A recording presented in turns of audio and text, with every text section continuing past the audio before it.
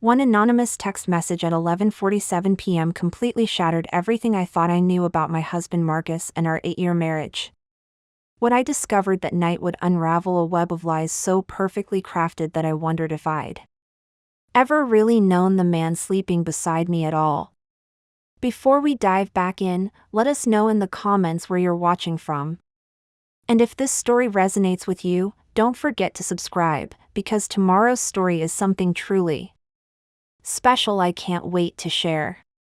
The Meridian Financial Group's annual awards banquet was always held at the Grand Celestial Hotel in downtown Ashworth, one of those gleaming corporate venues with floor-to-ceiling windows and crystal chandeliers that cost more than most people's cars.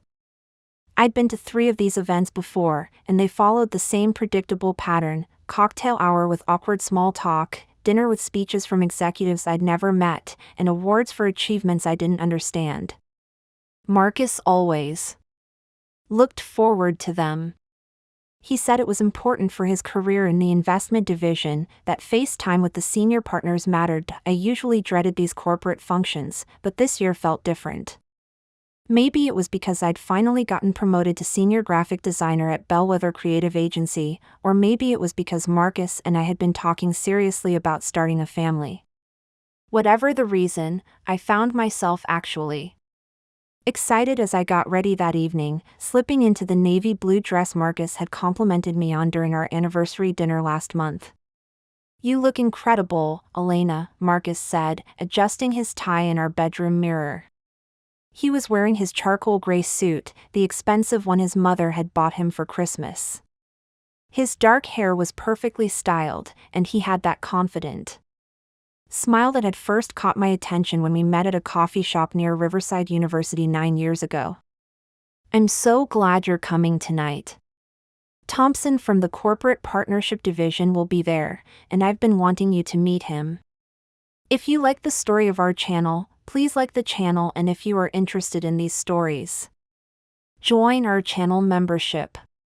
Thank you. Marcus worked as a portfolio analyst at Meridian, a job that required him to travel occasionally to client meetings in other cities.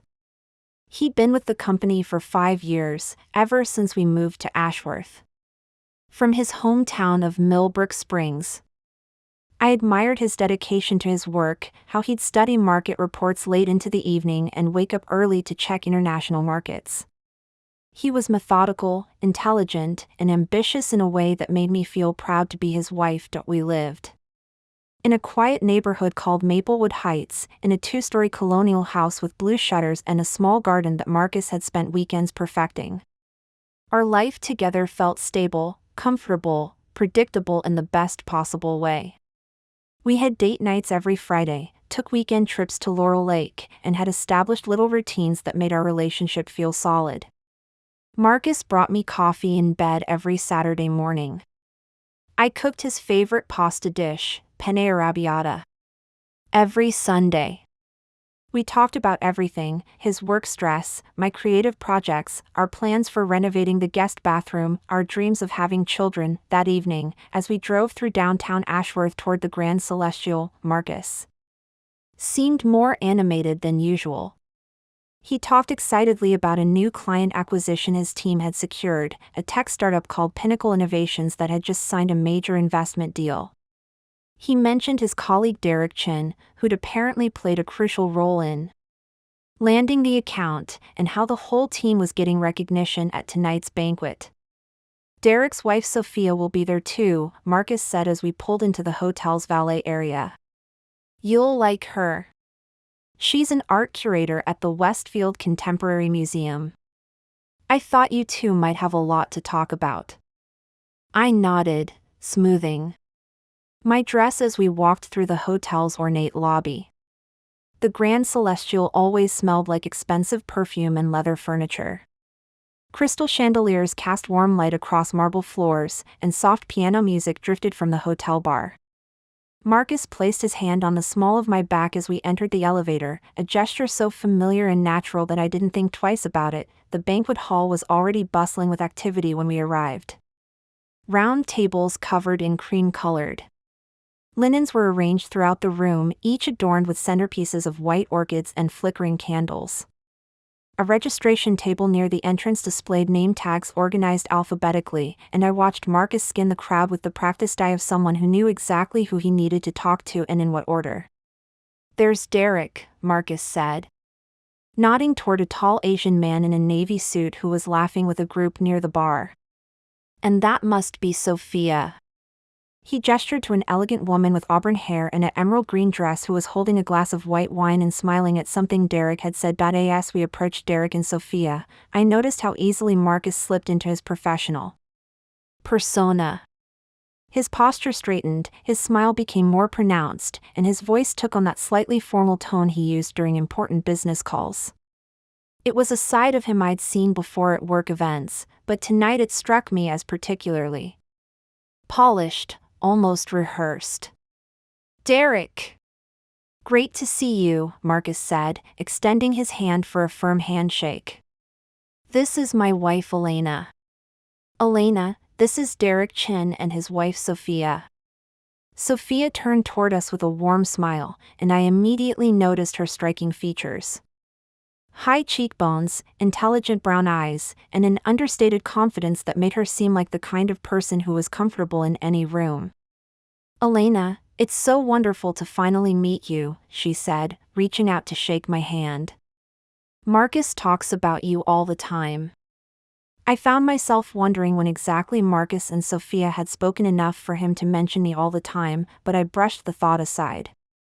Corporate colleagues often knew more about each other's personal lives than I realized, especially when they worked closely together on important projects. The evening proceeded exactly as I'd expected: cocktails, introductions to people whose names I'd forget by morning, and eventually dinner at a table with Derek, Sophia, and 4 other couples from Marcus's department. The conversation flowed easily between work gossip, weekend plans, and the kind of polite inquiries people make when they're trying to be social but don't know each other well. Marcus seemed relaxed and happy, occasionally reaching over to touch my hand or include me in conversations about topics I knew nothing about. He ordered us both the salmon, remembered that I preferred red wine over white, and made sure I felt included when the discussion turned to office politics or client strategies. In every way, he seemed like the attentive, considerate husband I'd married. As the evening wound down and people began saying their goodbyes, I felt genuinely glad we'd come. It had been nice to put faces to the names Marcus mentioned in his work stories, and Sophia had been particularly engaging, sharing stories about upcoming exhibitions at her museum and promising to invite me to the next gallery opening. Marcus and I drove home in comfortable silence, both tired but content.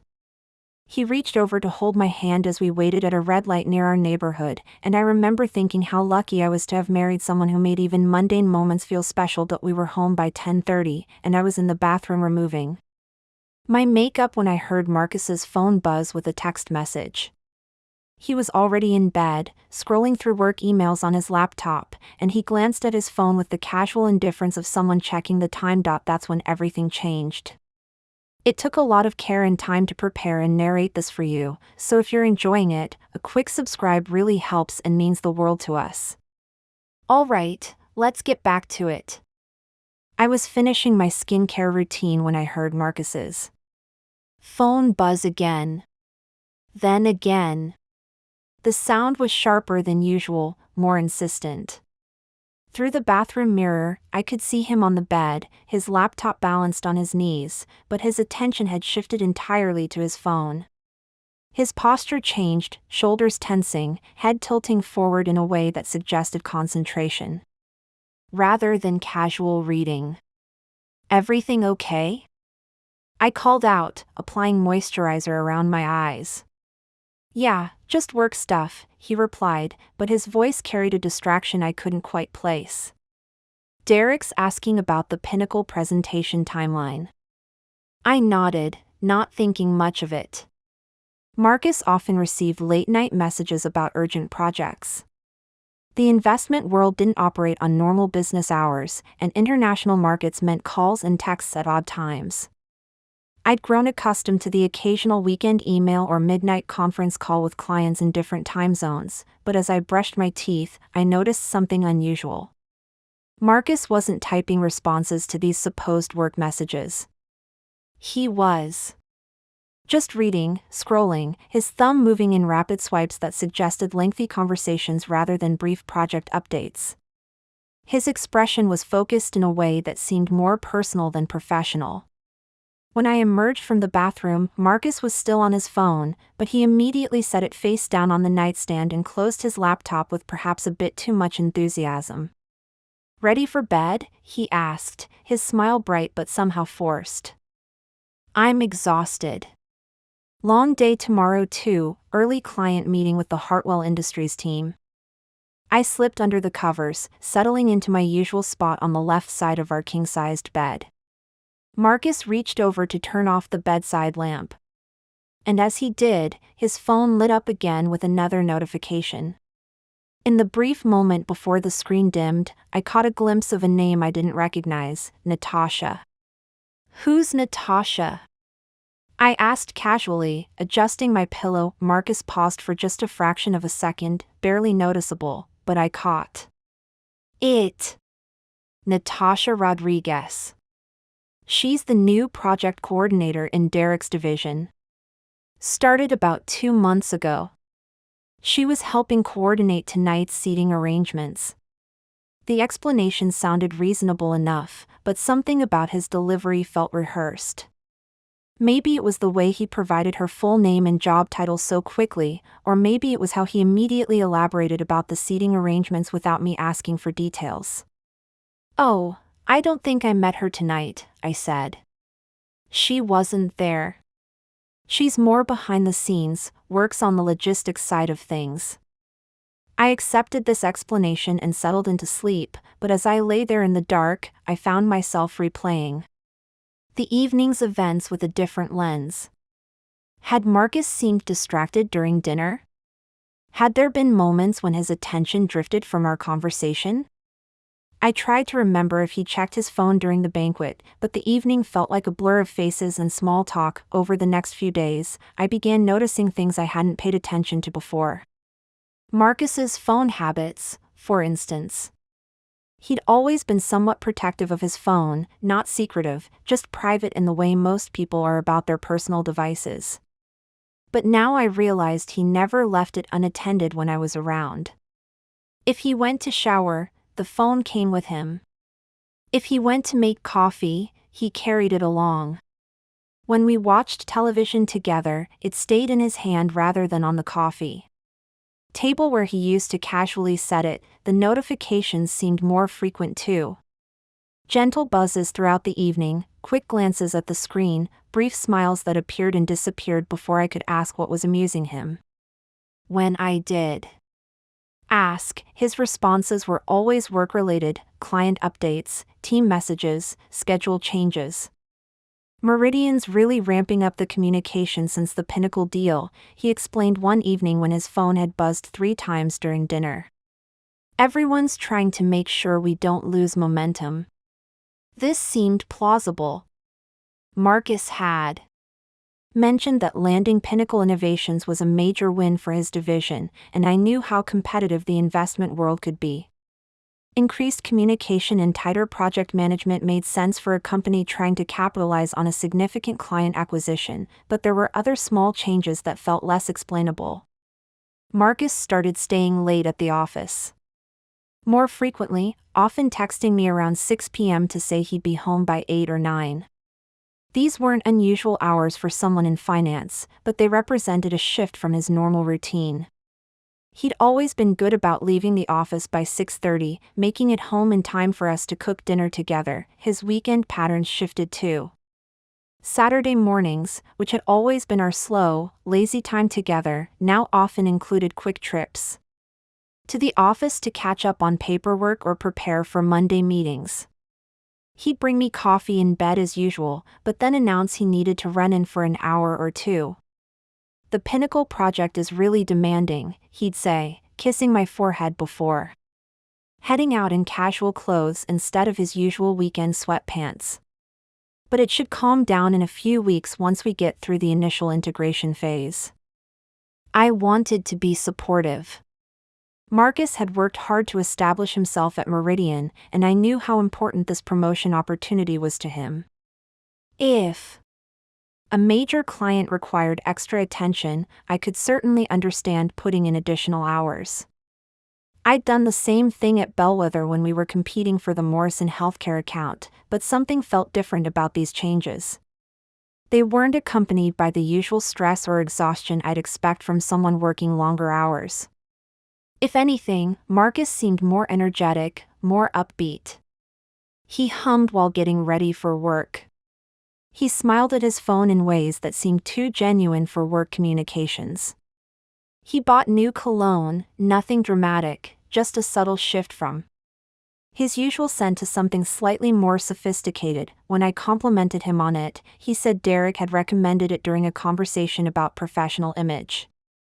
Apparently, first impressions matter more than I realized, especially with high-profile clients, he explained. These explanations all made logical sense individually, but collectively they created a pattern that felt somehow off balance.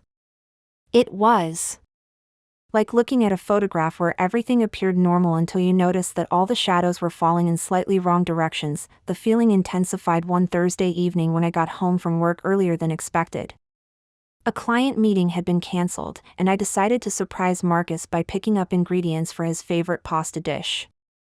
I wanted to recreate the romantic dinner we'd had on our 3rd anniversary, complete with the expensive wine we'd been saving for a special occasion. When I pulled into our driveway, I noticed Marcus's car was already there, which surprised me since he'd texted just an hour earlier saying he'd be working late. I felt a flutter of excitement. Maybe his meeting had been canceled too, and we could have an unexpected evening together. But when I walked through the front door, calling out his name, I found the house empty.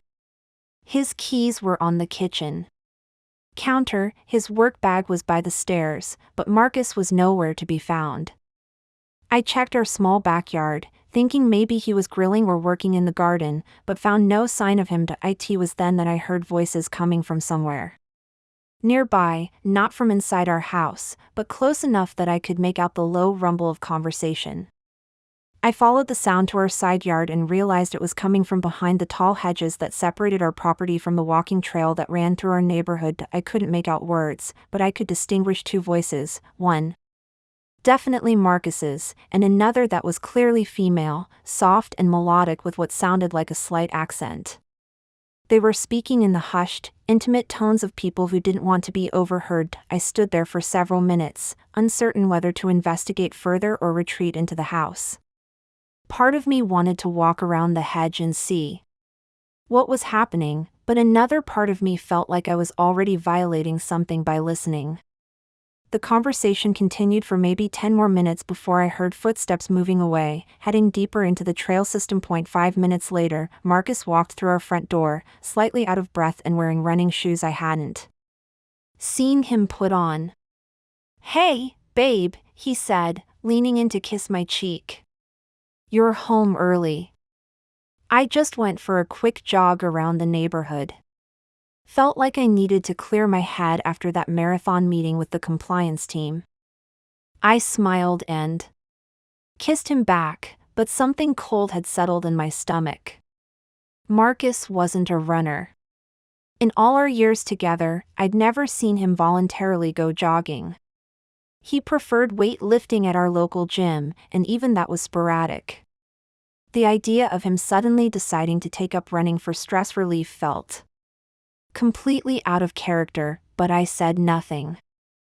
I cooked the pasta, opened the wine, and we had a lovely dinner together while Marcus told me animated stories about office politics and client demands. He seemed relaxed and happy, exactly like the husband I'd always known. That night, as I lay in bed listening to his steady breathing, I realized I was entering unfamiliar territory. For the first time in our marriage, I was questioning whether the man beside me was telling me the truth. The weekend passed quietly, but I found myself paying closer attention to details I'd previously overlooked.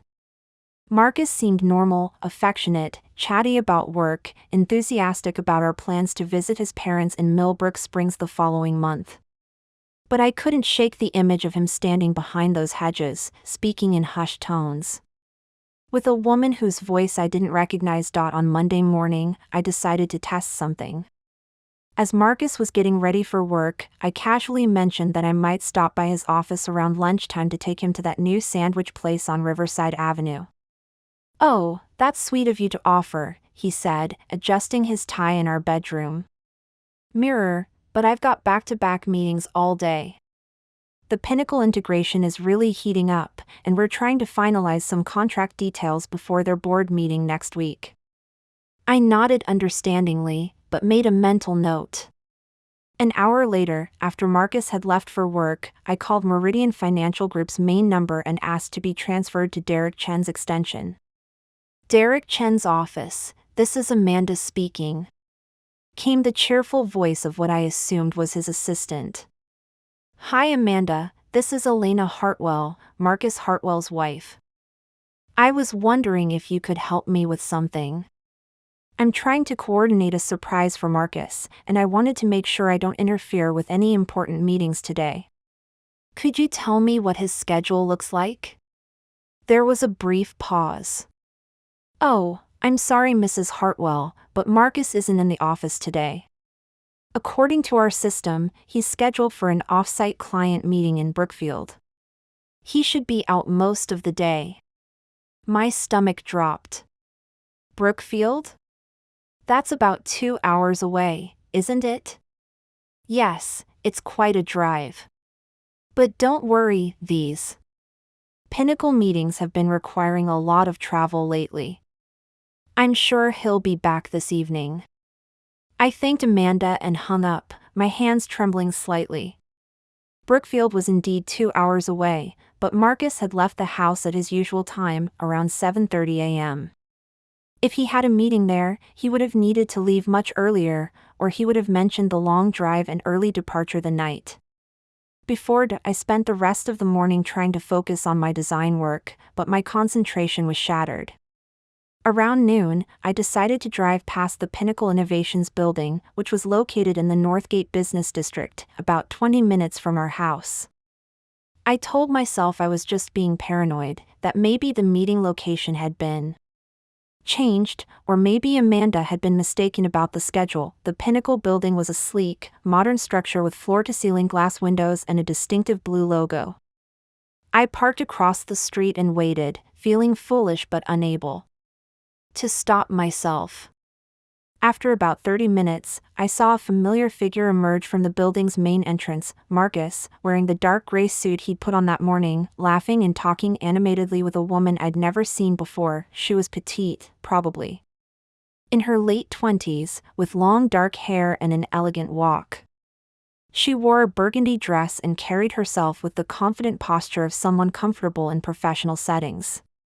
As they stood by the building's entrance, Marcus placed his hand on her lower back in a gesture that looked far too intimate for a business relationship. I watched them talk for several more minutes, noting how Marcus leaned in when she spoke, how she touched his arm when she laughed, how they stood closer together than colleagues typically would.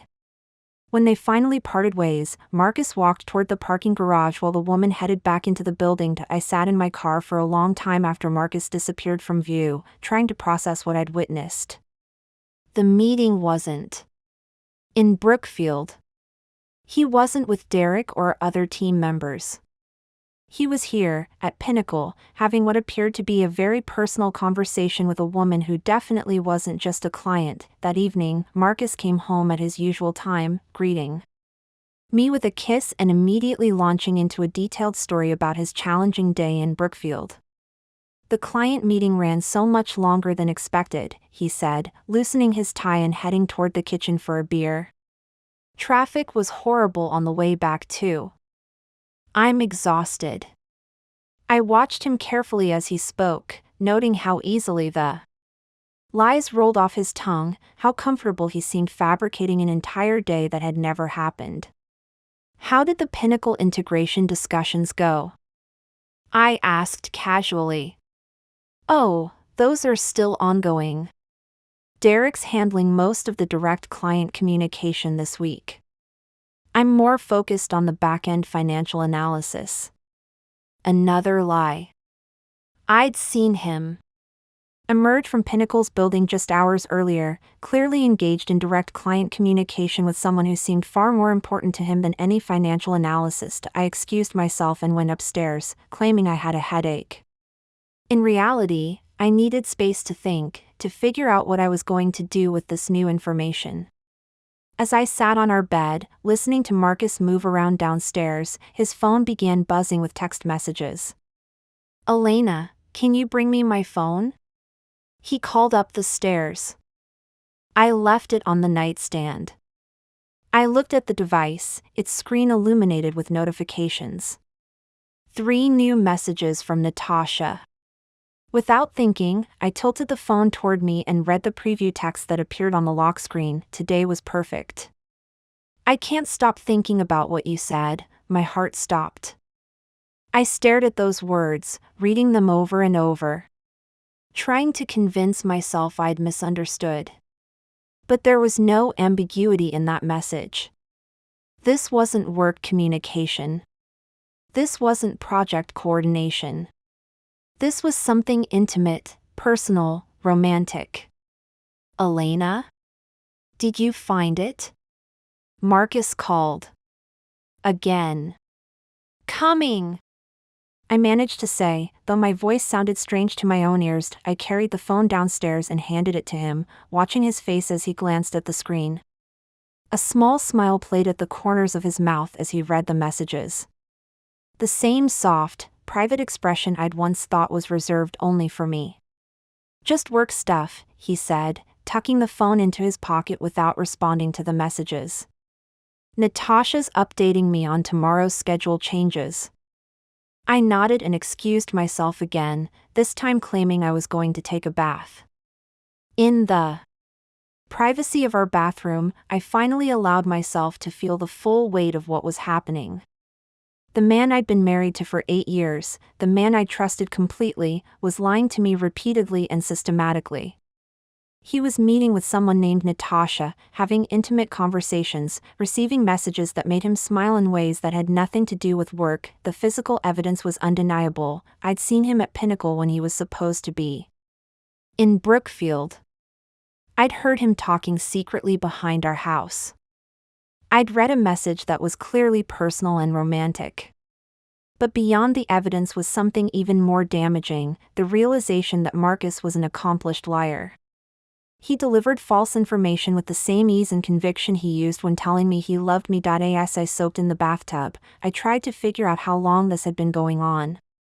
When did Marcus become someone who could fabricate entire days and deliver elaborate false narratives without any visible signs of guilt or discomfort? How many other work meetings and client calls had actually been something else entirely? I thought back to the company banquet just a week earlier, remembering how Marcus had seemed so comfortable and social. Had Natasha been there? Was she the behind-the-scenes project coordinator he'd mentioned so casually? Had they been communicating throughout the evening while I sat beside him, completely unaware? When I finally emerged from the bathroom, Marcus was already in bed, reading something on his laptop. He looked up and smiled at me with the same warm expression he'd worn for years. "Feeling better?" he asked. "Much better," I lied, climbing into bed beside him. That night, I lay awake staring at the ceiling while Marcus slept peacefully next to me. Every few hours, his phone would buzz softly with new messages.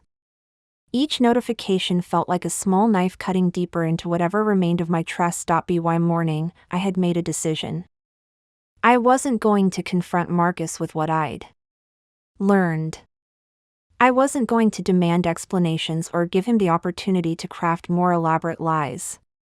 Instead, I was going to find out exactly what was happening, who Natasha really was, and how deep this deception went. For the first time in our marriage, I was going to stop being the trusting wife and start being the investigator. I had questions that needed answers, and I was going to find them myself. The next morning, I watched Marcus get ready for work with entirely new eyes. Every gesture, every casual comment, every routine interaction now felt like part of an elaborate performance. When he kissed me goodbye and said he'd be home around 6:30, I found myself wondering if anything he just told me was true. After his car disappeared down our street, I immediately went to our shared laptop and began what felt like detective work. Marcus and I had always been open about our digital lives. We shared passwords, used the same Netflix account, and had access to each other's email and social media. This transparency had never felt like an invasion of privacy. It was simply the natural intimacy of a married couple who had nothing to hide. Now I realized how naive that assumption had been. I started with his work calendar, which synced automatically to our shared Google account. According to the schedule, Marcus had 3 meetings today: a 9 a.m. team briefing, an 11 a.m. client call, and a 2 p.m. presentation review. All routine, all exactly the type of commitments he'd mentioned at breakfast. But after yesterday's discovery, I no longer trusted that his calendar reflected his actual activities. I spent the morning researching Natasha Rodriguez, the name Marcus had mentioned when I'd asked about the late-night text messages. I searched LinkedIn, Facebook, Instagram, and every professional networking site I could think of. I found several women with that name, but none who worked at Meridian Financial Group or had any obvious connection to Marcus's professional circle. This discovery was almost more unsettling than finding evidence of the affair itself. If Natasha Rodriguez wasn't a real colleague, then Marcus had fabricated not just her job title and responsibilities, but possibly her entire identity. The ease with which he'd provided those details, her full name, her role as project coordinator, her involvement with seating arrangements, suggested he'd prepared for the possibility that I might ask questions. Around noon, I decided to test Marcus's honesty more directly. I called his office number, hoping to catch him at his desk during the lunch break between his morning client call and afternoon presentation.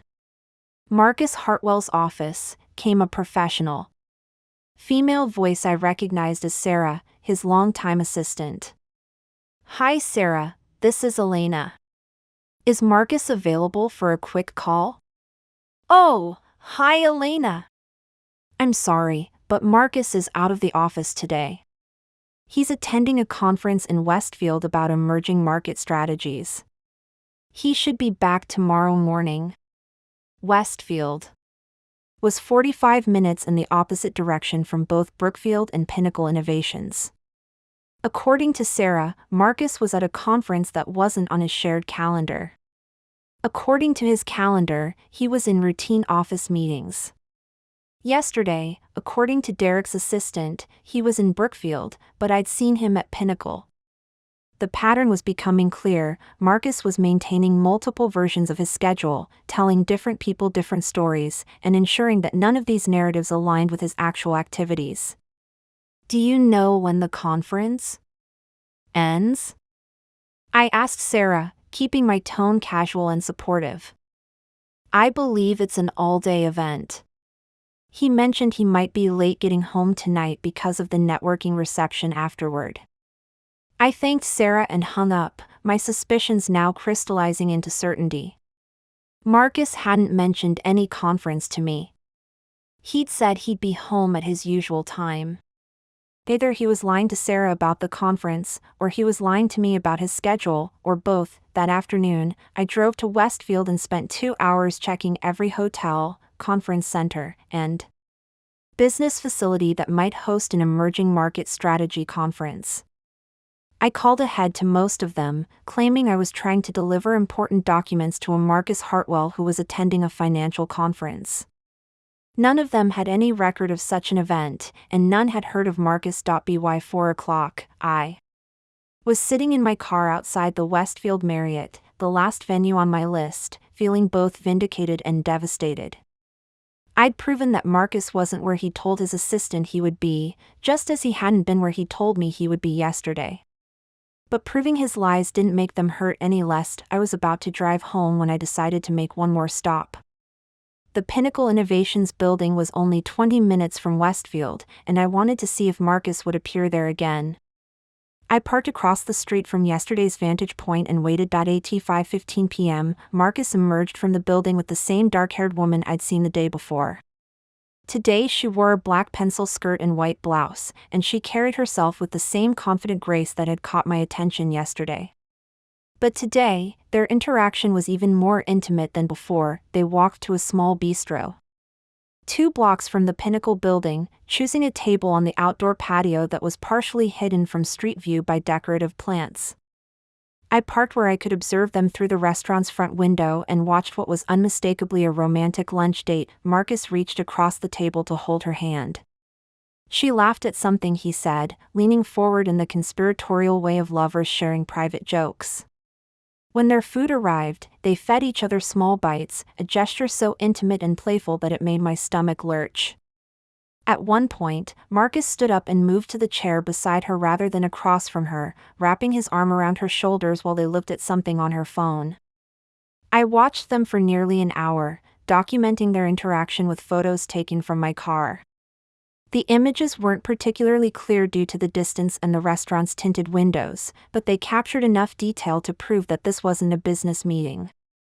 This was a couple in love, comfortable with each other, sharing the kind of casual intimacy that develops over time. When they finally prepared to leave the restaurant, I saw Marcus pull out his wallet and pay the check, a detail that struck me as significant since he typically used our joint credit card for all business expenses. If this were truly a work-related meal, he would have charged it to his corporate account for reimbursement. They parted ways in the restaurant's parking lot with a lingering kiss that removed any remaining doubt about the nature of their relationship. Marcus held her face in his hands, stroking her cheek with his thumb before reluctantly stepping back. She smiled at him with an expression of such pure affection that it felt like a physical blow to witness. Marcus arrived home at 6:45 p.m., 15 minutes later than his promised time, but well within the range of normal traffic delays.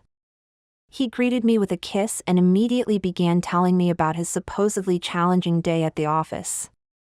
The team meeting ran long this morning, he said, opening a beer and sitting down at our kitchen island.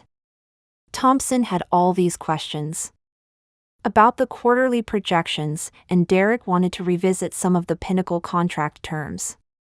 Then that client call turned into a marathon session because they kept adding new requirements to their investment parameters. He delivered this narrative with the same casual confidence he'd always used when discussing his workday. His tone was conversational, his details were specific enough to sound credible, and his body language showed no signs of stress or deception. If I hadn't spent the afternoon watching him share intimate moments with another woman, I would have believed every word. "How was the presentation review?"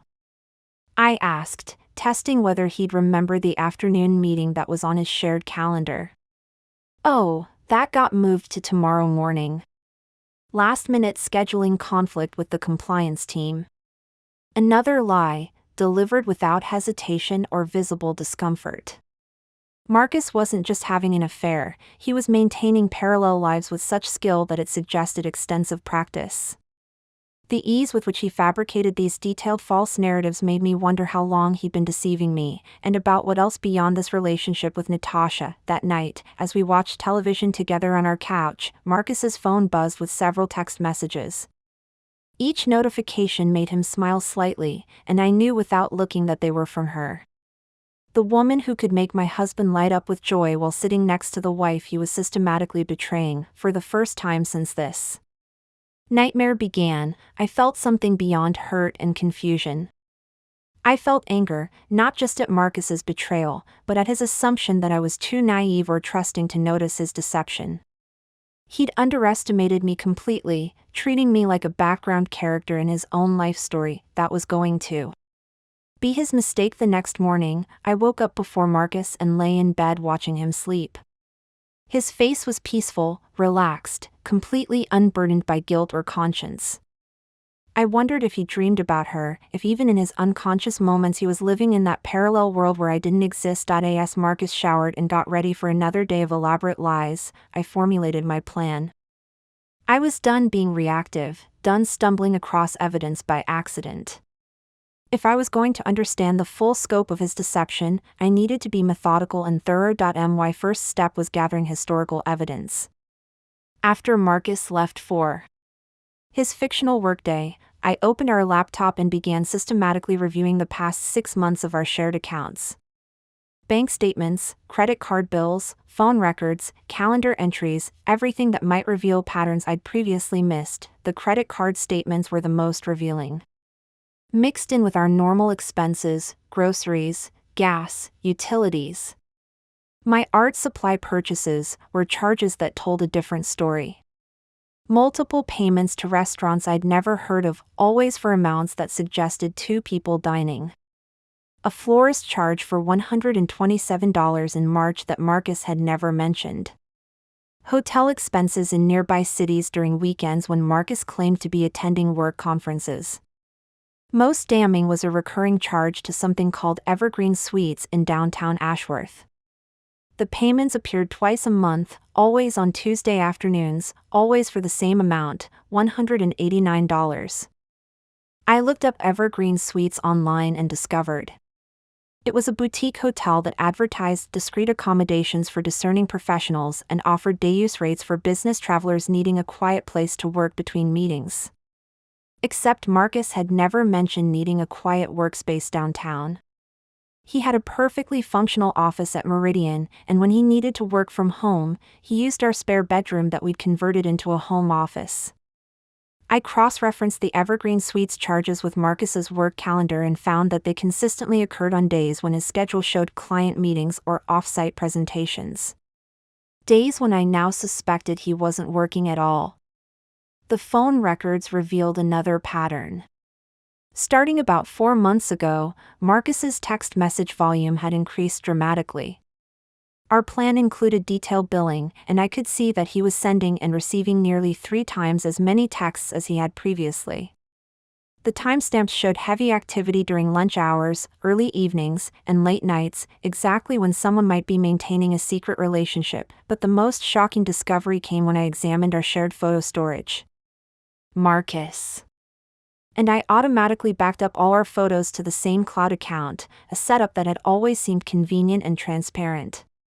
Now I realized it had captured evidence he'd never intended to preserve, buried among hundreds of routine photos, pictures of dinners, weekend activities, family visits, were images Marcus had obviously meant to delete but had somehow missed.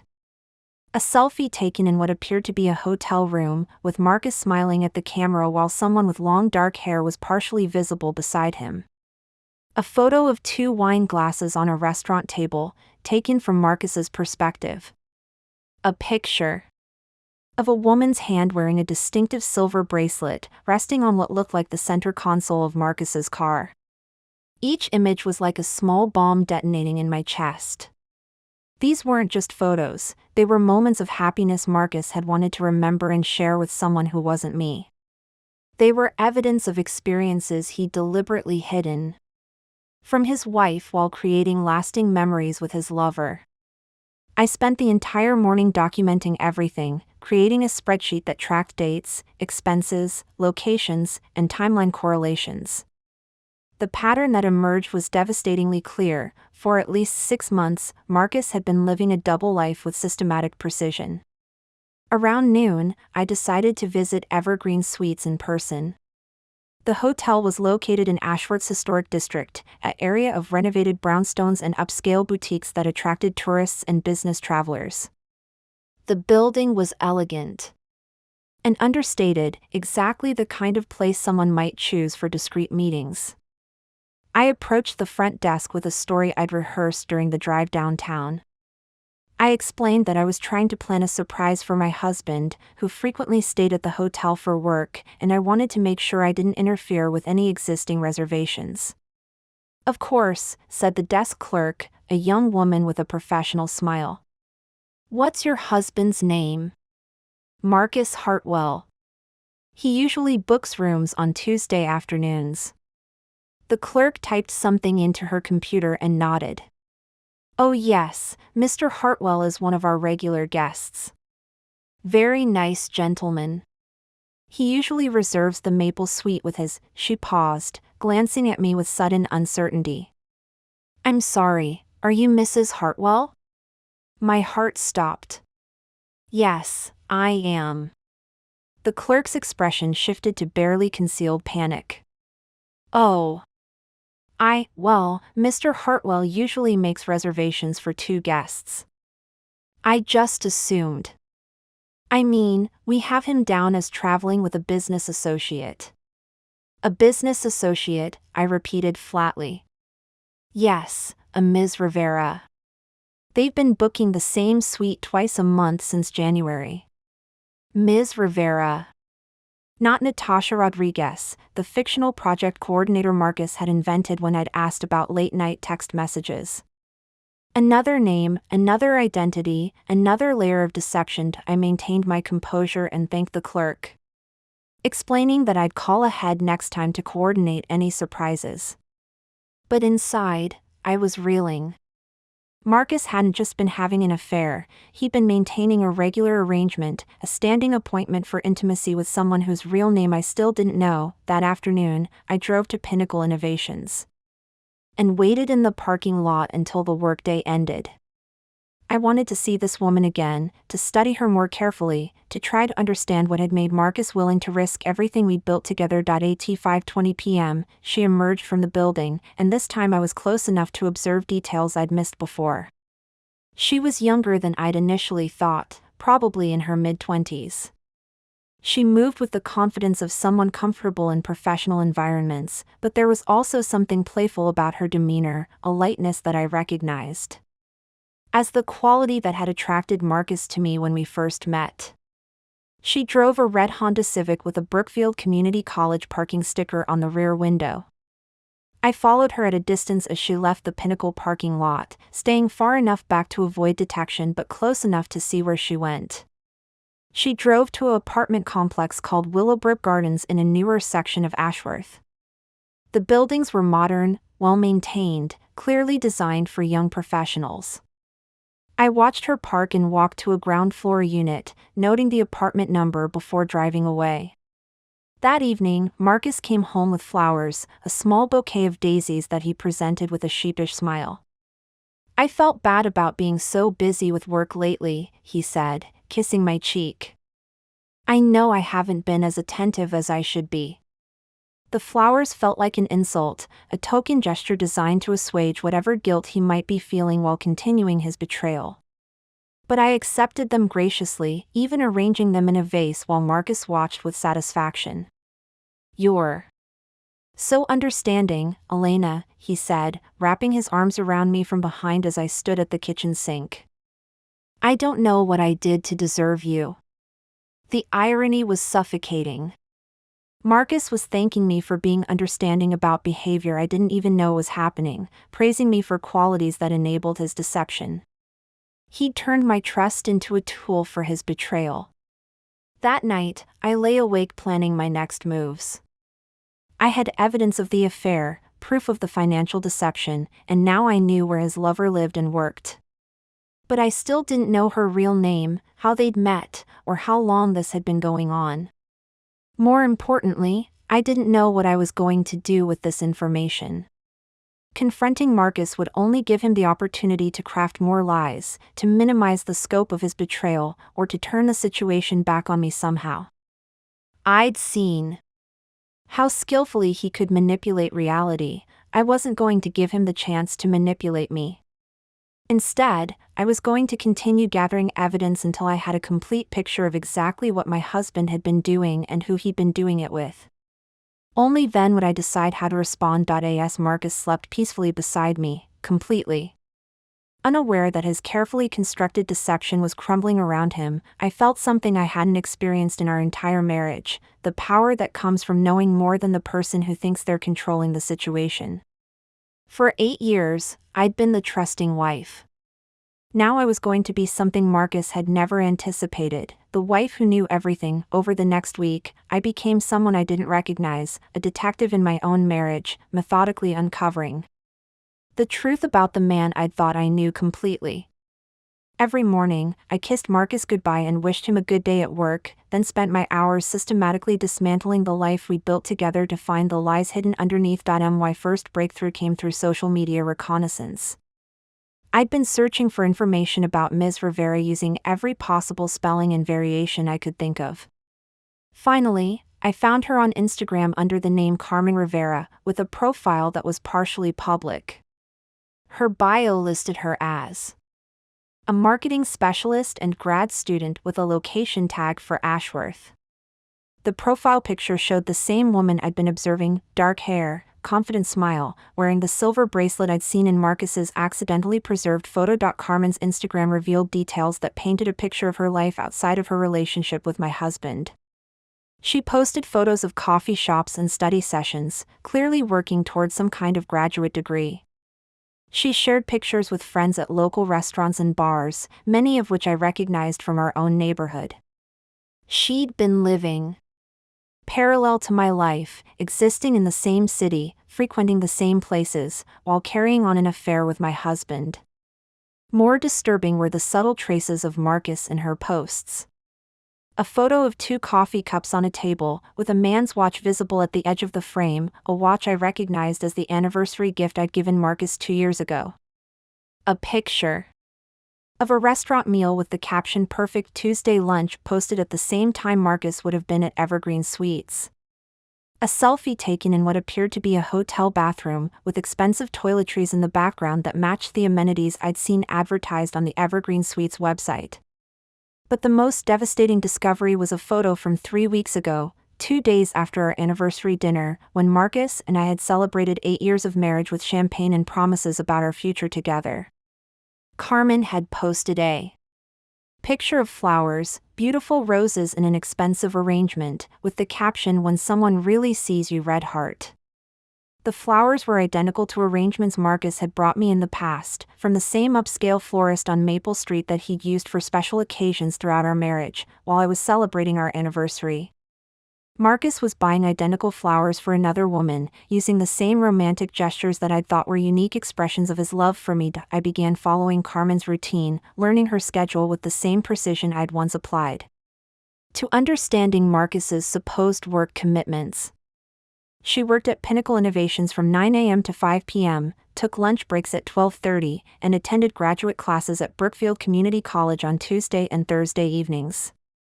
Her pattern matched perfectly with Marcus's late work meetings. Every Tuesday and Thursday, he claimed to have evening obligations that kept him at the office until after 9 p.m. On Thursday evening, I followed Carmen from Pinnacle to the college campus, parking where I could observe the building where her classes were held. At 7:15 p.m., Marcus's car pulled into the parking lot. I watched him wait outside the academic building, checking his phone repeatedly until Carmen emerged from her class at 8:30. They embraced in the parking lot with the casual intimacy of an established couple, and I could see them talking animatedly. As they walked to his car together, this wasn't a quick affair or a moment of weakness.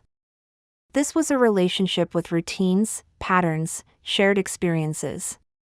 Marcus was attending her graduate school functions, supporting her academic pursuits, participating in her life in ways that suggested deep emotional involvement. I followed them to a quiet restaurant in Brookfield, where they sat at a corner table, holding hands and sharing dessert like any other couple celebrating a milestone together.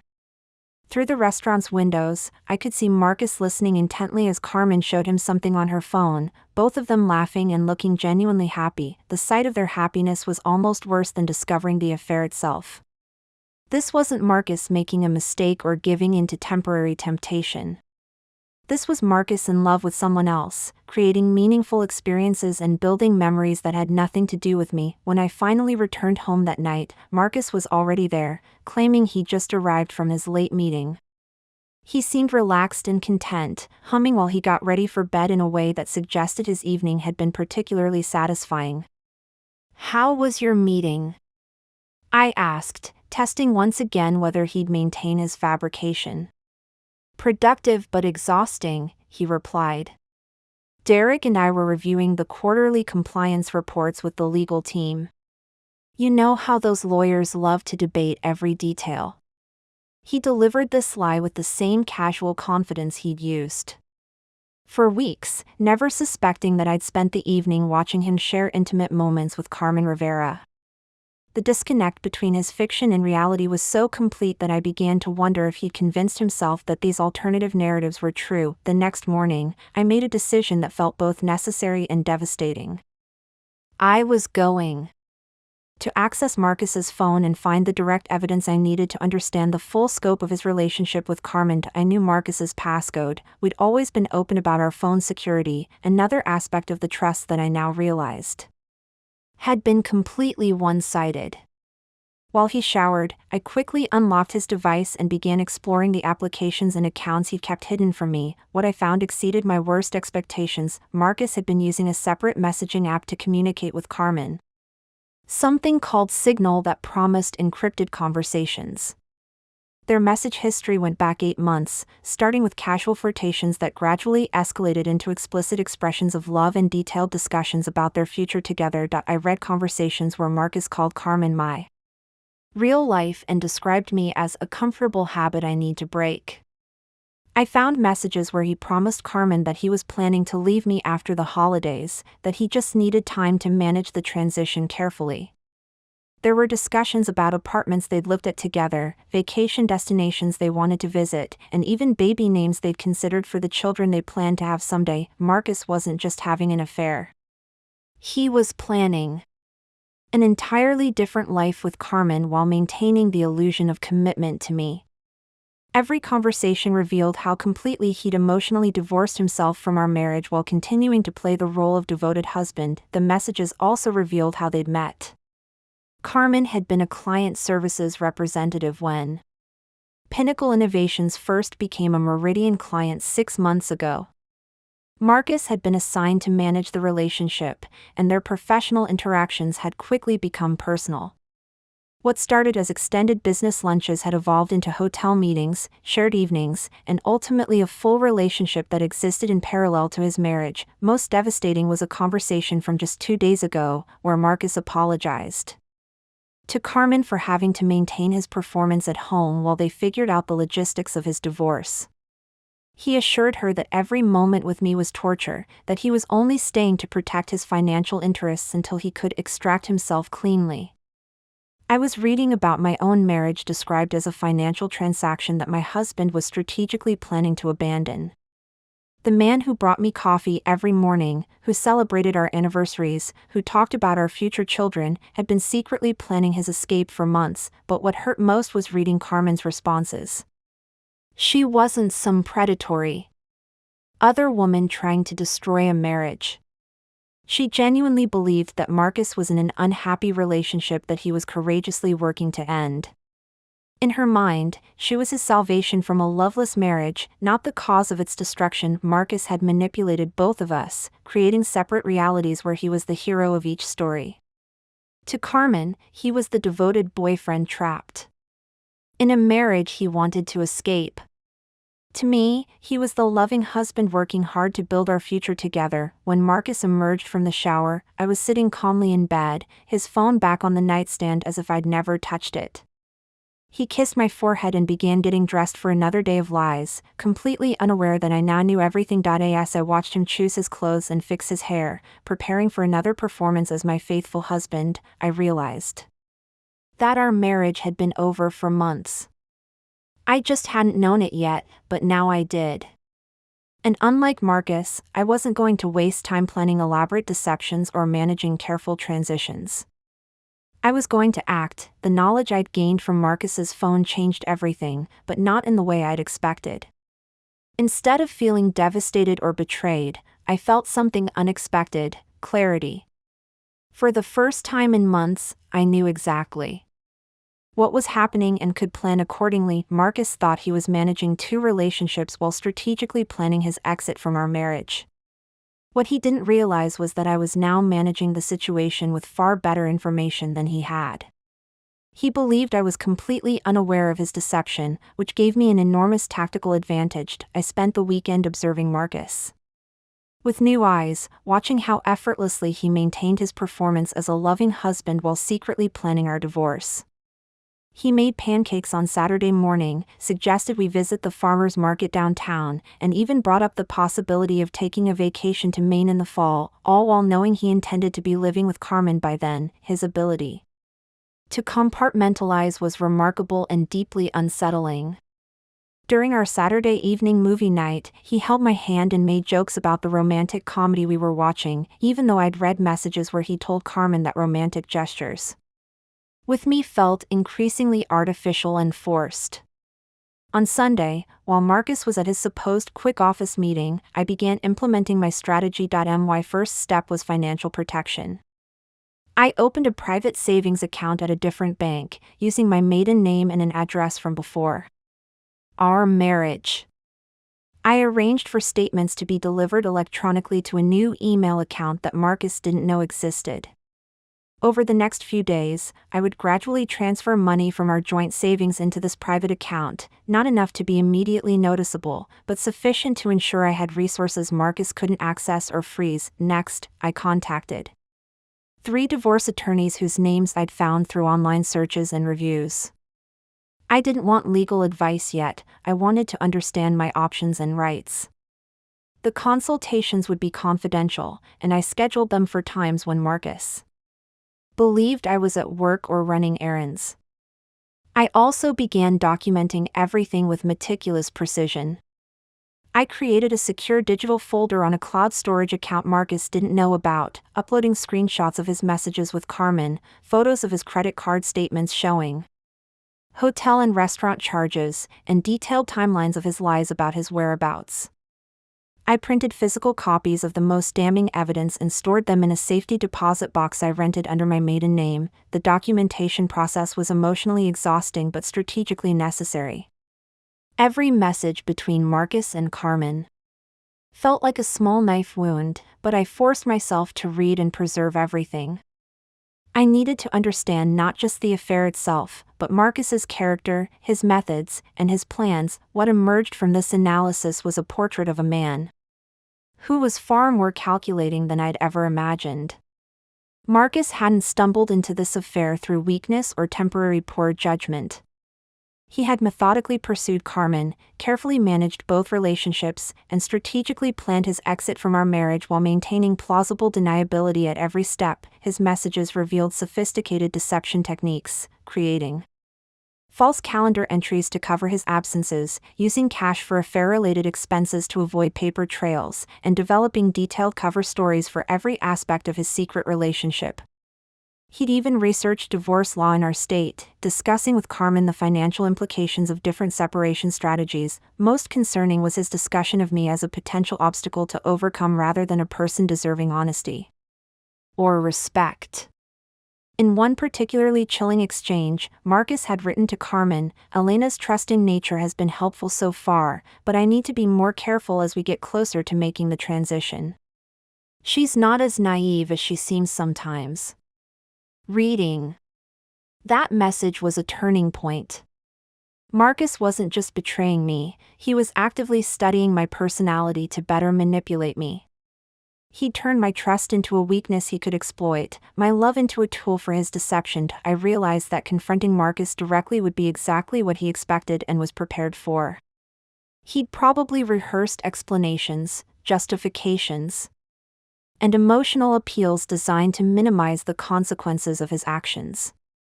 He might claim the affair was a mistake, promise to end it, or even turn the situation around to make me feel responsible for the problems in our marriage. Instead, I decided to let Marcus continue his charade while I prepared for a different kind of confrontation, one where I controlled the timing, setting, and information advantage. On Monday morning, I began the next phase of my strategy, intelligence gathering about Carmen. If Marcus was planning a future with her, I needed to understand who she really was and what role she'd played in the destruction of my marriage. I drove to Brookfield Community College and spent the afternoon in the library, researching graduate programs and cross-referencing them with Carmen's class schedule that I'd observed. I discovered she was pursuing a master's degree in marketing communications, with a specialization in digital strategy. Her academic record was impressive. She'd made the dean's list multiple times and was scheduled to graduate in December. This information painted a picture of Carmen as an ambitious, intelligent woman focused on building her career. She wasn't some directionless person looking for a married man to support her. She was actively working toward professional goals that would make her financially independent. I also learned that Carmen had been in Ashworth for only 10 months. having moved here from Portland specifically for the graduate program and the internship opportunity at Pinnacle Innovations. This meant her relationship with Marcus represented nearly her entire experience in our city. He had become her primary social connection, her introduction to the area, and probably her main source of stability in a new environment. Understanding Carmen's situation made Marcus's behavior even more manipulative. He'd targeted someone who was isolated, professionally vulnerable, and emotionally dependent on the relationships she'd formed since moving to Ashworth. Carmen likely had no idea that Marcus was still actively planning a future with me even while promising her the same thing. That evening, I tested Marcus's honesty one more time by asking casual questions about his workday and upcoming schedule. He provided detailed false information with the same ease he'd shown for weeks, describing client meetings that hadn't happened and project deadlines that didn't exist. "How's the Pinnacle account progressing?" I asked while we prepared dinner together. "Oh, it's moving along well," Marcus replied, chopping vegetables with practiced ease. "Derek's been handling most of the direct client communication lately, which gives me more time to focus on the financial analysis side of things. Much less stressful than all those face-to-face meetings." I nodded sympathetically, knowing that Marcus had spent his lunch hour having an intimate conversation with Carmen in Pinnacle's parking lot, and that he'd be seeing her again tomorrow. For their regular Tuesday hotel appointment, after dinner, I excused myself to take a bath, but instead used the time to finalize my plans. I'd scheduled my first attorney consultation for Wednesday morning, during Marcus's regular office hours, when he'd assume I was at my own job. I'd arranged to take several personal days from Bellwether Creative, telling my supervisor I needed time to handle some family matters. I also composed a detailed email to myself, summarizing everything I'd discovered about Marcus's affair, his deception methods, and his future plans. This email would serve as a comprehensive record that I could access from anywhere, ensuring that I had all the crucial information organized and readily available when I needed it. As I soaked in the bathtub, listening to Marcus move around our bedroom and respond to what I knew were messages from Carmen, I felt a strange sense of calm. For weeks, I'd been living in a state of anxious uncertainty, knowing something was wrong but unable to identify exactly what. Now I had complete clarity about my situation and a concrete plan for addressing it. Marcus thought he was cleverly managing a complex deception while planning his escape from our marriage. What he didn't realize was that I was now several steps ahead of him, with better information and a clearer strategy. Tomorrow, while Marcus met Carmen at their hotel and continued building their secret life together, I would begin building my own future, one that didn't include a husband who saw me as an obstacle to overcome rather than a partner to respect. The game Marcus thought he was playing was about to change dramatically, and he had no idea that the rules had already shifted in my favor. Wednesday morning arrived with the same routine Marcus and I had maintained for 8 years. Coffee, casual conversation about our respective days ahead, a goodbye kiss that felt increasingly like a performance we were both giving for different audiences. Marcus left for what he believed was another day of successfully managing his double life. I left for what I knew would be the beginning of his world falling apart. My consultation with attorney Rebecca Chin took place in her downtown office, a sleek space with floor-to-ceiling windows overlooking Ashworth's financial district. She was a family law specialist with an impressive track record in complex divorce cases, and her direct approach immediately put me at ease. "Based on what you've described, Mrs. Hartwell, you have extensive evidence of marital misconduct," she said after reviewing the documentation I'd brought. "The systematic financial deception alone provides strong grounds for divorce, and the evidence of adultery will likely influence any spousal support considerations." We discussed asset protection, custody considerations for the future, and timeline strategies. Attorney Chin explained that in our state, I could file for divorce immediately, but that taking additional time to secure evidence and organize finances would strengthen my position significantly. "Your husband appears to believe he's controlling the narrative and timeline of the separation," she observed. "Maintaining that illusion while you prepare will give you substantial leverage when you're ready to proceed." I scheduled a follow-up appointment for the following week and left her office feeling more confident about my legal position. The consultation had confirmed what I'd suspected. Marcus's elaborate deception had actually created a paper trail that would support my case rather than hinder it. My next stop was First National Bank, where I met with a financial advisor about protecting assets during divorce proceedings. I learned about freezing joint accounts, securing retirement funds, and ensuring that Marcus couldn't liquidate or hide marital property without my knowledge. Given the evidence of financial deception you've described, the advisor explained, you'll want to document the current value of all assets and establish monitoring on joint accounts. If your husband has been using marital funds for extramarital activities, those expenditures can be recovered during the settlement process. I arranged for electronic monitoring of our joint checking account, savings account, and credit cards. Any large transactions or unusual activity would generate immediate alerts to my private email address. I also requested detailed financial statements going back 2 years, which would provide a comprehensive record of Marcus's affair-related expenses.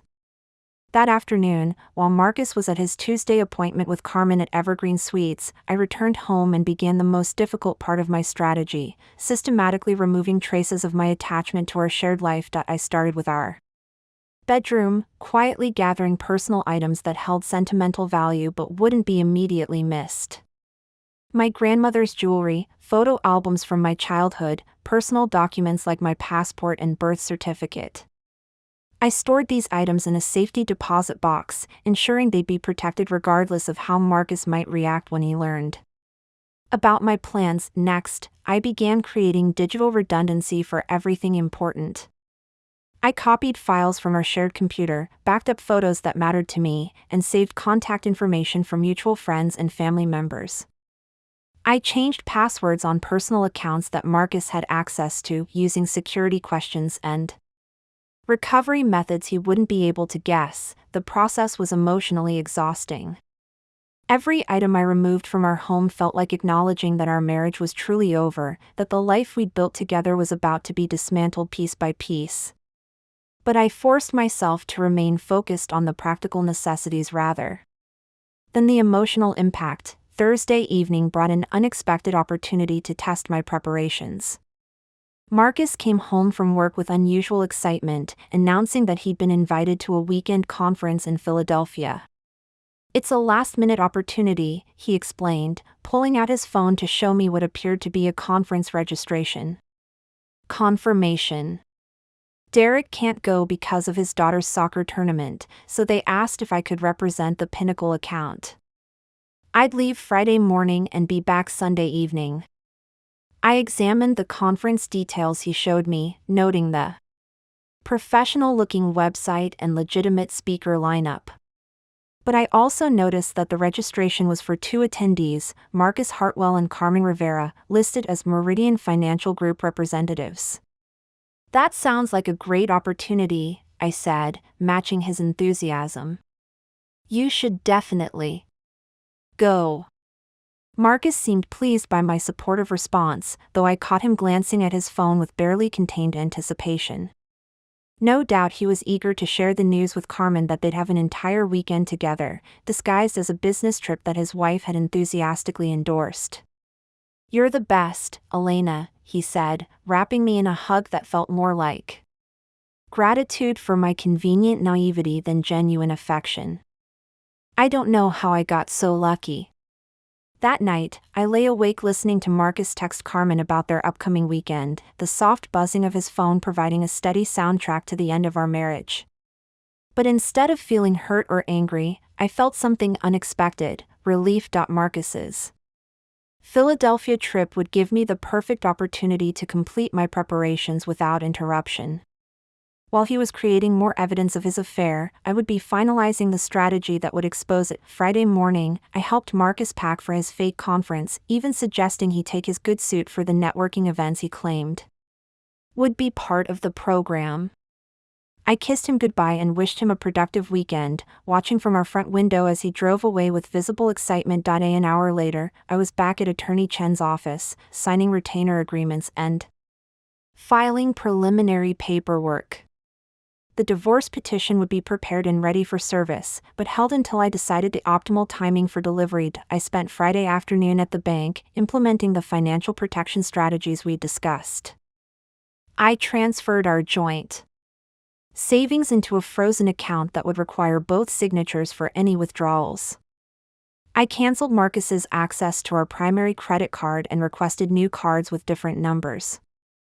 I also documented the current balance of all accounts, creating a snapshot of our financial position before Marcus could attempt to hide or transfer assets. Saturday morning, I drove to Willowbrook Gardens and left an envelope addressed to Carmen Rivera in her apartment building's mailbox. The envelope contained copies of Marcus's messages discussing his plans to divorce me, his complaints about our marriage, and his promises to build a life with her.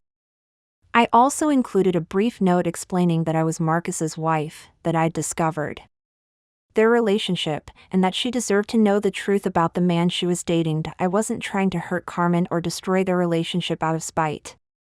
But she had a right to know that the man who claimed to love her was also lying to her about fundamental aspects of his life and character. If their relationship was going to continue, it should be based on honest information rather than Marcus's carefully constructed fiction. Saturday afternoon, I changed the locks on our house.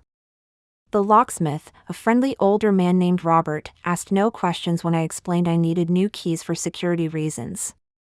I kept one set for myself and stored the other in my safety deposit box. I also changed the security codes for our alarm system, garage door, and the smart lock on our back gate. I updated the emergency contacts for our utilities and insurance policies, removing Marcus's work information and replacing it with my attorney's office number. Sunday evening, I prepared the house for Marcus's return by removing every trace of my weekend activities. New lock keys were hidden, financial documents were secured, and I'd rehearsed my responses to any questions he might ask about my solitary weekend. When Marcus's car pulled into our driveway at 7:30 p.m., I was waiting in our living room with a glass of wine and a book, looking exactly like the trusting wife who'd spent a quiet weekend missing her husband. "How was the conference?" I asked as he walked through the front door, noting his relaxed demeanor and the fact that he looked more rested than someone who'd spent 3 days in professional meetings. "Really productive," he said, setting down his suitcase and moving to kiss my cheek. "Great networking opportunities, and I think we made some solid connections for future business." As Marcus began describing his fictional weekend in detail, sharing elaborate stories about speakers and workshops that I knew he'd never attended, I realized this would be the last time I'd listen to his lies with feigned interest. Tomorrow, Marcus would discover that the game he thought he was playing had fundamentally changed. And unlike his careful, gradual deception, my revelation would be immediate, complete, and final. The next morning arrived with deceptive normalcy. Marcus woke up refreshed from his weekend with Carmen, humming in the shower and chatting cheerfully about his plans for the day. He seemed energized, probably buoyed by whatever promises he and Carmen had made to each other during their romantic getaway disguised as a business conference. "I've got that client presentation at 10, he said, adjusting his tie in our bedroom mirror. "Should be home by 6:30 as usual. Maybe we could try that new Thai place on Riverside tonight?" I smiled and agreed, knowing this would be the last morning Marcus would ever make dinner plans with me. In a few hours, his carefully constructed world would collapse, and he'd understand exactly how naive he'd been to underestimate the wife he'd been systematically betraying. After Marcus left, I spent an hour organizing my final preparations. I arranged the divorce papers on our kitchen table, along with printed copies of his most damning messages with Carmen, credit card statements showing hotel charges, and photos documenting their relationship. I also included the hotel registry from Evergreen Suites, showing 8 months of regular Tuesday appointments, and screenshots of Carmen's Instagram posts that featured details from their secret dates. 18:9:30, I called Marcus's direct office line. Sarah answered with her usual professional cheerfulness. "Hi Sarah, this is Elena. I need to speak with Marcus about a family emergency. Could you please ask him to come home immediately?" "Of course, Mrs. Hartwell. He's in his office." preparing for the 10 o'clock presentation, but I'll interrupt him right away. Is everything all right? It will be, I said. Please just tell him it's urgent and he needs to come home now. While I waited for Marcus to arrive, I received a phone call that I'd been expecting since Saturday. It was Carmen Rivera, and her voice was shaky with emotion. Mrs. Hartwell? This is Carmen. I got your envelope. I need to know if what you sent me is real. Every word, I said calmly. I'm sorry you had to learn about his deception this way, but I thought you deserved to know the truth about the man you've been dating. There was a long pause before Carmen spoke again, and when she did, her voice was barely above a whisper. He told me you two were separated. He said you were just living together temporarily while he figured out the financial details of your divorce. He said you both knew the marriage was over. We were never separated, Carmen. Up until last week. I had no idea you existed. Marcus has been lying to both of us. I heard Carmen take a shuddering breath. The conference this weekend. He said it was a work requirement, that he couldn't turn it down even though it meant being away from me. But the whole time, he was telling me how much he hated having to pretend with you, how every day in that house was torture. He's a remarkably gifted liar, I said. I lived with him for 8 years and never suspected he was capable of this level of deception. What are you going to do? Carmen asked. I'm divorcing him today. What you do is entirely up to you, but you should know that everything he's told you about our marriage, about me, and probably about his feelings for you, has been designed to serve his own interests. After Carmen hung up, I felt an unexpected sense of sympathy for her. She'd been manipulated just as thoroughly as I had, fed lies that made her believe she was helping Marcus escape an unhappy marriage when she was actually participating in its destruction. She was a victim of his deception too, even if she'd been an unwitting accomplice in my betrayal. 20 minutes later, I heard Marcus's car in the driveway. His footsteps on our front porch were quick and urgent. He was clearly worried about the family emergency that had called him home from work. Elena, he called as he opened the front door. What's wrong? Sarah said there was an emergency. In the kitchen, I replied. Marcus walked into our kitchen and stopped abruptly when he saw the papers arranged on our table. His expression shifted from concern to confusion to dawning horror. As he recognized printouts of his own messages with Carmen. What is this? He asked, though his voice suggested he already knew. It's the truth, I said, remaining seated at the table while he stood frozen in the doorway. Everything you've been doing with Carmen Rivera for the past 8 months. Every lie you've told me about where you've been and what you've been doing. Every hotel reservation, every fake conference, every Tuesday afternoon at Evergreen Suites. Marcus approached the table slowly, his eyes scanning the evidence I'd assembled. I watched his face as he realized the scope of what I'd discovered. Not just the affair, but the financial deception, the false identities, the elaborate cover stories. Elena, I can explain, he began. No, I interrupted. You can't. There's no explanation that makes this acceptable, and there's no lie you can tell that I haven't already uncovered. I know about your plans to divorce me after the holidays. I know you've been calling me a comfortable habit you need to break. I know you've been apartment hunting with Carmen and discussing baby names for the children you want to have with her. Marcus sank into the chair across from me, his face pale. How long have you known? I've been investigating for 3 weeks. I know everything, Marcus. The real question is how long you've been planning this betrayal while pretending to be a loving husband. It wasn't supposed to happen this way, he said quietly. Carmen and it just developed naturally. I never meant to hurt you. You've been systematically lying to me for 8 months while planning to abandon our marriage. You used our joint credit cards to pay for hotel rooms where you had sex with another woman. You bought her flowers with our money while celebrating our anniversary with me. You didn't accidentally hurt me, Marcus. You deliberately and methodically betrayed me while making sure I remained ignorant enough to facilitate your deception. Marcus looked at the divorce papers, his hands trembling slightly as he read the legal language that would formally end our marriage. "What do you want from me?" he asked. "Nothing," I said. "I want absolutely nothing from you except your signature on those papers and your complete absence from my life going forward. Elena, please. We can work this out. I'll end things with Carmen. We can go to counseling. I know I made mistakes, but you didn't make mistakes, Marcus. You made choices. Hundreds of deliberate choices over 8 months to lie to me, steal from me, and plan your exit from our marriage while keeping me around for your convenience. There's nothing to work out." I stood up and walked to our front door, opening it and stepping aside. "Your clothes are packed in boxes by the garage.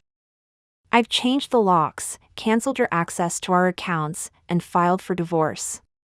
You have no legal right to be in this house anymore, and I never want to see you again." Marcus stood slowly, looking around our kitchen as if seeing it for the last time. "This is really it? 8 years of marriage, and you're just throwing it all away?" The audacity of his question was breathtaking. "I'm not throwing anything away, Marcus. You already did that when you decided Carmen Rivera was more important than the woman you promised to love and honor. I'm just cleaning up the mess you made." As Marcus walked toward the door, he paused and looked back at me. "What about Carmen? What about her? Are you going to? Did you tell her about this?" "Carmen received copies of your messages on Saturday. She knows exactly who you are now. Whether she decides to continue a relationship with a man who's proven himself to be a compulsive liar is entirely up to her." Marcus's face crumpled as he realized that his carefully managed double life had imploded completely. He'd lost his wife, his home, his financial security, and quite possibly his girlfriend, all in the span of a single morning. "I loved you, Elena," he said as he stepped onto our front porch. "No, you didn't," I replied. "If you'd loved me, you wouldn't have been capable of what you did. What you loved was having someone reliable and trusting enough to provide stability while you pursued what you actually wanted." I closed the door and watched through the front window as Marcus loaded his boxes into his car and drove away from the house we'd shared for 5 years. As his car disappeared down our street, I felt something I hadn't experienced in months: complete peace. That evening, I opened a bottle of wine and sat in our backyard, watching the sunset and planning my future. For the first time in 8 years, I was making decisions based solely on what I wanted, not what we wanted or what Marcus needed. My phone buzzed with a text message from an unknown number. It was Carmen. "Thank you for telling me the truth. I ended things with him today. I'm sorry for my part in hurting you." I typed back, "We were both victims of his deception. I hope you find someone who deserves your trust." As darkness settled over Ashworth, I realized that Marcus had been right about one thing: our marriage had been over for months. The difference was that I was the one who got to decide how it ended. Coming up next, you'll see 2 more stories we handpicked just for you. If this one struck a chord, you're going to love what's next. Tap to keep the journey going.